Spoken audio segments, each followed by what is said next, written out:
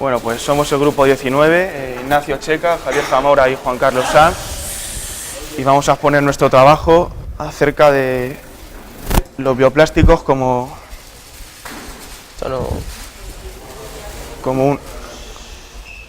una alternativa a los plásticos derivados del petróleo. Entonces, empezaremos con una introducción sobre todo el tema de los plásticos y su impacto hoy en día. Luego hablaremos de qué son los bioplásticos, cómo se obtienen, y luego ya enfocado a nuestro trabajo, los medios que hemos utilizado, el proceso que hemos llevado a cabo para sintetizarlos y luego los resultados. Y a partir de los resultados, las conclusiones a las que hemos llegado. Entonces, los plásticos son unos materiales que se obtienen mediante procesos de polimerización de compuestos orgánicos que principalmente provienen del petróleo. Entonces, eso supone que tardan mucho en degradarse y son muy contaminantes para el medio ambiente. Entonces, para buscar una solución, pues una de ellas serían los bioplásticos. Los bioplásticos, lo que se pretende con ellos es que conseguir un material con las mismas propiedades que los plásticos normales, pero que esté formado por compuestos que sean degradables y que así no contaminen tanto. Entonces, ¿qué son los bioplásticos? Entonces son materiales biodegradables que proceden de fuentes renovables, lo cual pues, es una solución a todo el tema de los residuos plásticos contaminantes. El primer bioplástico lo sintetizó Wesley Hyatt a mediados del siglo XIX y fue que a partir de nitrato de celulosa sintetizó celuloide.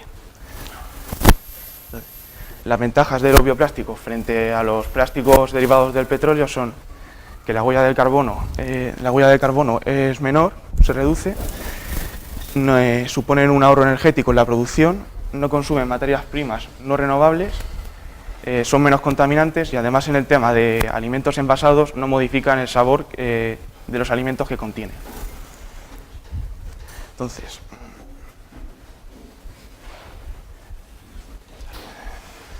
¿cómo se obtienen los bioplásticos? El ingrediente principal de los bioplásticos es el almidón. El almidón es un polisacárido que es barato, renovable y biodegradable y que se encuentra sobre todo en cereales y en las raíces de los tubérculos. Y el más famoso es el almidón de maíz o maicena, que es el que hemos utilizado nosotros para hacer nuestros bioplásticos. Entonces, el almidón a su vez se compone de amilosa y amilopectina. La amilosa es un polímero que es largo y recto, pero la amilopectina es corto y además tiene muchas ramificaciones. Entonces eso nos daría un bioplástico que sería muy débil y muy poco resistente. Entonces, ¿qué se hace para que no ocurra eso? Se puede mezclar con vinagre y mediante una reacción que se llama hidrólisis ácida, pues rompe las ramificaciones de la amilopectina y nos da un material más resistente. O también se puede mezclar con un plastificante como la glicerina y así nos queda un material más flexible. Y luego pues se le añaden diferentes compuestos para así modificar sus propiedades. Buenos días. Yo voy a hablar un poco de los componentes que componen nuestro bioplástico. Hay tres componentes esenciales que son el agua, la maicena y el vinagre, que aparecerán en los 4 plásticos que hemos hecho. Además, hemos añadido algunos aditivos para variar sus propiedades, como pueden ser la glicerina y el aceite, y luego hemos añadido colorantes naturales para poder diferenciarlos entre sí. En cuanto a los medios utilizados para fabricar el bioplástico, son medios muy sencillos y que todos tenemos en nuestras casas, como una vitrocerámica básica de cocina, cacerolas, en nuestro caso un cazo pequeño, y cubiertos y papel de cocina para resolver los problemas que nos iban surgiendo. En cuanto a los materiales necesarios para el ensayo de tracción, hemos utilizado, aquí sí que hemos tenido que realizar alguna compras muy básicas, como por ejemplo los tubos de PVC y la cuerda, y además hemos utilizado cinta aislante, cinta americana y alicates. 2 alicates y una botella de 1 litro. El coste total del experimento es relativamente bajo, ya que no hemos tenido que realizar casi compras, y en total es de 11,25 euros. En la fase de producción decidimos realizar 4 variaciones, 4 probetas diferentes o 4 muestras de nuestro bioplástico. La primera es la probeta básica, la probeta más estándar, que contendría agua, maicena y vinagre como todas, y además contendría glicerina, que luego explicaremos qué le aporta al bioplástico. La segunda probeta es igual que la probeta 1, pero como podéis observar tiene un color más amarillo porque se le ha añadido aceite.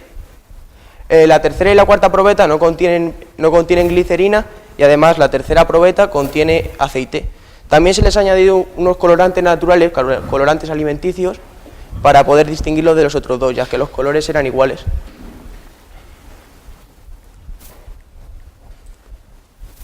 Es un vídeo para explicar cómo es la producción. Son 4 cucharadas de agua. Este es el caso de una de las muestras que no contiene glicerina, para que veáis que la producción es relativamente sencilla.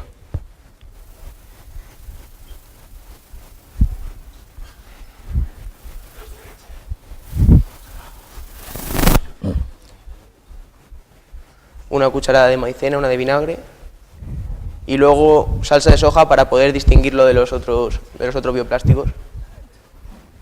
A continuación se calentaría y se empezaría a remover hasta que el vídeo está cortado porque tarda en torno a 1,5 minutos y era demasiado largo para ponerlo en el vídeo, hasta que alcanza una textura gelatinosa y ya se puede extraer del cazo.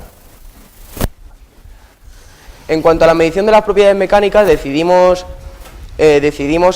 consideramos que lo idóneo era realizar unas probetas y que contuviesen las mismas dimensiones, y para ello utilizamos unos tubos de PVC con la intención de utilizarlos como molde, pero en realidad eso fue un fracaso porque no conseguimos introducir adecuadamente el material en el interior del tubo, ya que el material al extraerse del cazo tiene una textura muy gelatinosa y muy incluso pegajosa, y nos resultaba imposible introducirlo. Intentamos varias cosas, como haciendo unos cortes perpendiculares a la sección del bioplástico, a la sección del tubo, para así hacernos un poco más de hueco y conseguir introducir bien el bioplástico, pero aún así no lo conseguimos. Incluso intentamos introducir el bioplástico en diferentes estados de la solidificación antes de que se produjera, pero tampoco fue posible, ya que el calor tiene que ser aplicado hasta el final de la reacción para que se pueda formar el bioplástico. Al final llegamos a la conclusión de que la única solución era realizar las probetas manualmente, tomando unas dimensiones y utilizando técnicas de moldeo y utensilios de cocina muy básicos. En cuanto al ensayo de tracción, utilizamos 2 alicates que servían como mordazas.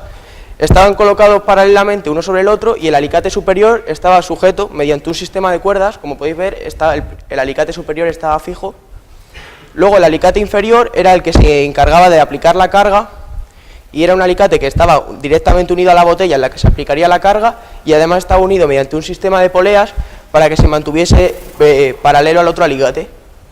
Una vez se colocase la probeta y se comenzase a aplicar la carga, estas poleas se soltarían y la carga incidiría sobre la probeta directamente. Como es un poco complicado de entender, hay un vídeo sobre el ensayo que lo explica.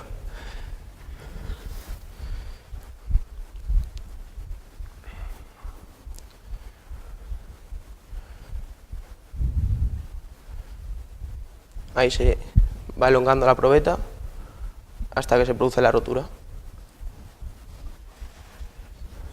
Y aquella...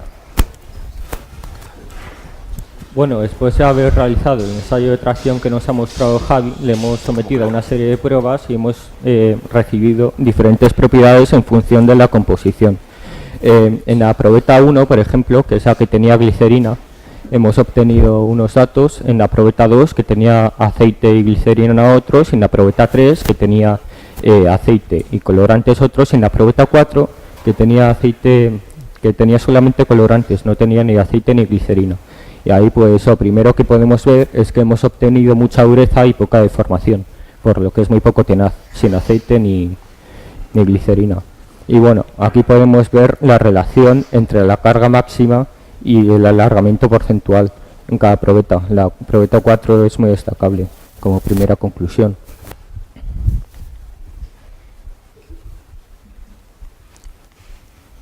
Vale, pues vamos a ver el análisis de los resultados, y lo primero a decir es que la elaboración ha sido fácil, rápida y económica. Lo que pasa es que bueno, tardaba 2 días en secar, y para acelerarlo un poco hemos utilizado un secador de pelo con cuidado para no dañarlo. Y también más conclusiones, que la glicerina le ha aportado flexibilidad y deformación al plástico, por lo que actúa como plastificante al cortar las cadenas, al cortar las ramificaciones, el polímero de la maicena, como se ha visto en las probetas 1 y 2 que tenían glicerina.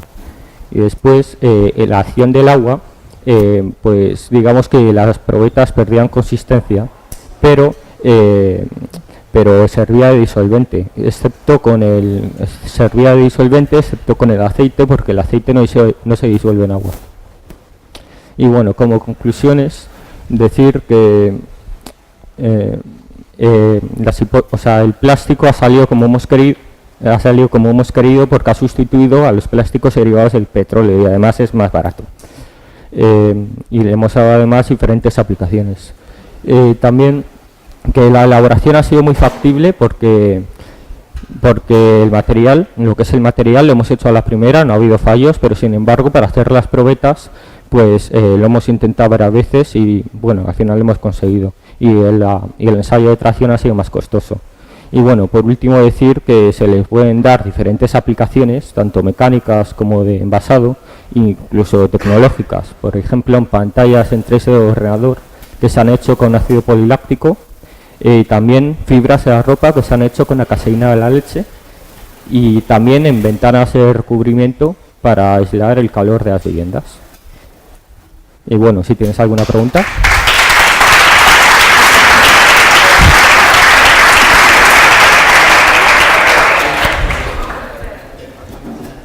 Bien, chef.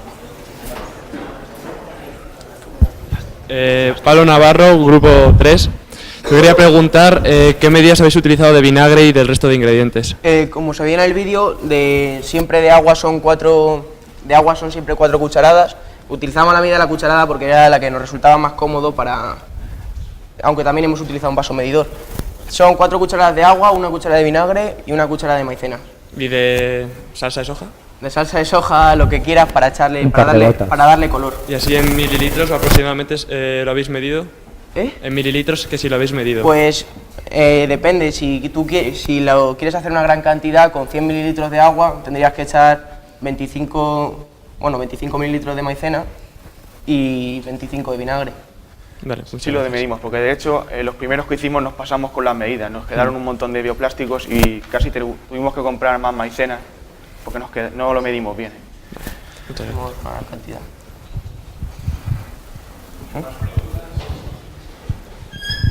Soy Gonzalo Sánchez del grupo 9 y mi pregunta era sobre la resistencia.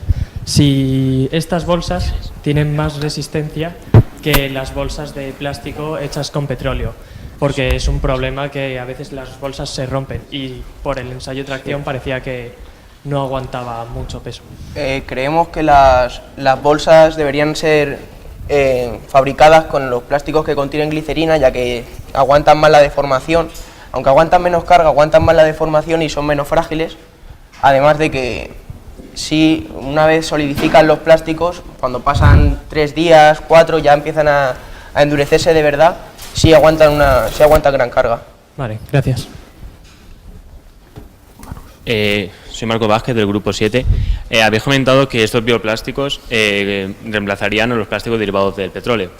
Quiero preguntaros si completamente los reemplazarían o habría algún problema a la hora de la utilización de esos plásticos. Bueno, Hombre, la idea es que sí que los sustituyan, lo único que todavía pues no se ha conseguido en totalidad para sustituirlos, pero la idea es esa, que como habéis visto, con materiales totalmente naturales y biodegradables que sustituyan, que se consigan plásticos con las mismas propiedades que los derivados del petróleo que los sustituyan.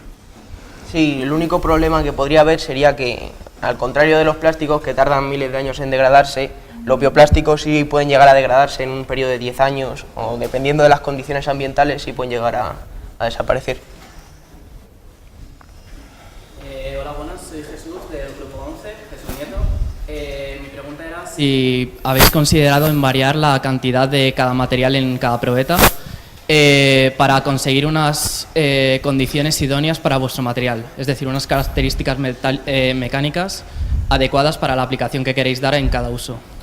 hombre, hemos hecho 4 probetas con material base, agua, maicena y y vinagre y les hemos añadido o aceite o glicerina o colorantes en función de lo que queramos. Las que no tienen ni aceite ni glicerina son las más duras.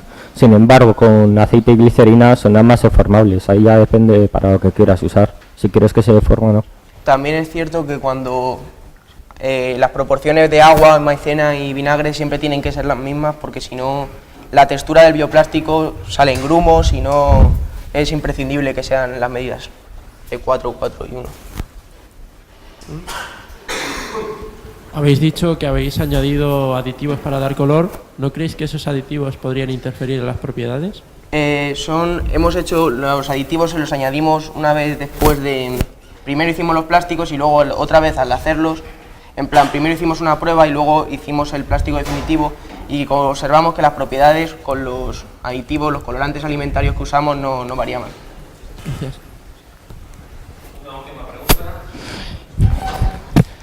Álvaro Sánchez, el grupo 22. Creo que ya voy a ser un veterano en este preguntar. Bueno, yo quería preguntaros sobre la capacidad de vuestros plásticos para resistir el calor. ¿Habéis hecho alguna prueba sobre ello? Bueno, sí, al final les dimos con fuego y no prendían, por lo que tienen un alto calor específico.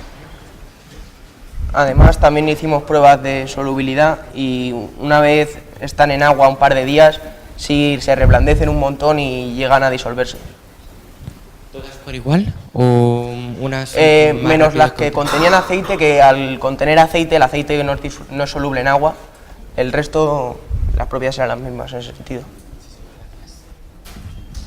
Muchas gracias.